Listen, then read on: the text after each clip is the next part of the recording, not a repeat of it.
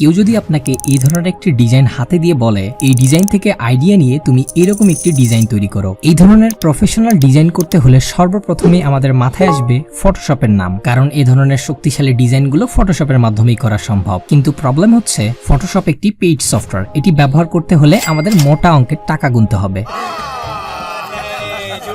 যারাই এই মোটা অঙ্কের টাকা গুনতে পারবে তারাই এই সফটওয়্যারটি ব্যবহার করতে পারবে একদম ফ্রিতে। কিন্তু প্রশ্ন হচ্ছে যারা এই মোটা অঙ্কের টাকা গুনতে পারবে না তারা কি অ্যাডোবি ফটোশপ ব্যবহার করতে পারবে না, কিংবা তাদের জন্য কোনো কি ওয়ে নেই? হ্যাঁ, এই বিষয়ের উপরে আমাদের আজকের এই ভিডিওটি। আমরা আজকের এই ভিডিওতে দেখাবো কিভাবে একটি ফটোশপের অল্টারনেটিভ ব্যবহার করতে হয়, তার মানে হচ্ছে ফটোশপের বিকল্প।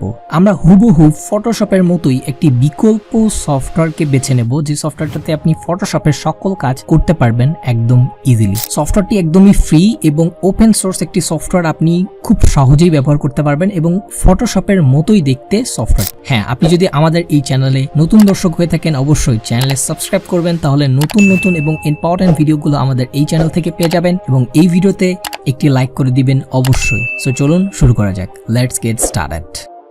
আমরা সরাসরি গুগলে এসে সার্চ করব ফটোপে। জাস্ট আমরা ফটোপে যদি লিখে সার্চ করি তাহলে আমাদের সামনে এরকম একটি লিঙ্ক দেখাবে।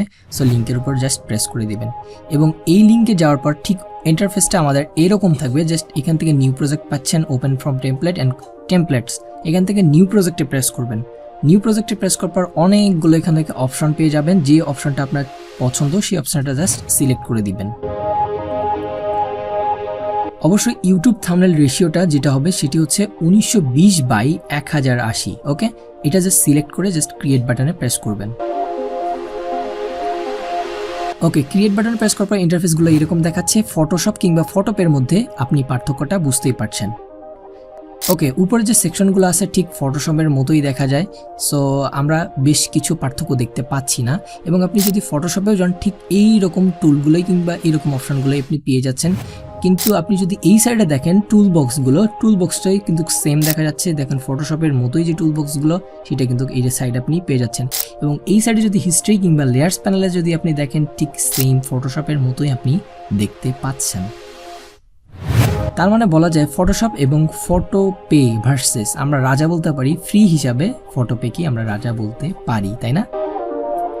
ওকে, আমরা সরাসরি এবার ফটোপেতে চলে আসলাম এবং ফাইল থেকে ওপেনে প্রেস করে আমাদের ডেস্কটপে চলে গেলাম। আমরা যে কোনো একটা ইমেজ সিলেক্ট করে ওপেনে প্রেস করব এবং দেখতেই পাচ্ছেন এরকম ইন্টারফেস দেখা যাচ্ছে। এবং এইখানে আমরা ফটোশপে যা যা কাজ করি সব কাজই আপনি ফটোপের মাধ্যমে করতে পারবেন। তবে এটি যখন আপনি ব্যবহার করবেন অবশ্যই আপনাকে ডাটাটা অন করে রাখতে হবে কিংবা ইন্টারনেট কানেকশনটা আপনাকে অন করে রাখতে হবে। ওকে, আজকের এই ভিডিওটি এই পর্যন্তই। ভিডিওটি যদি ভালো লেগে থাকে অবশ্যই চ্যানেলে সাবস্ক্রাইব করে দিবেন, আর নতুন নতুন ইম্পর্টেন্ট ভিডিওগুলো পাওয়ার জন্য অবশ্যই চ্যানেলে সাবস্ক্রাইব করে দিবেন, এবং এই ভিডিওটি যদি ভালো লেগে থাকে অবশ্যই একটা লাইক করে দিবেন।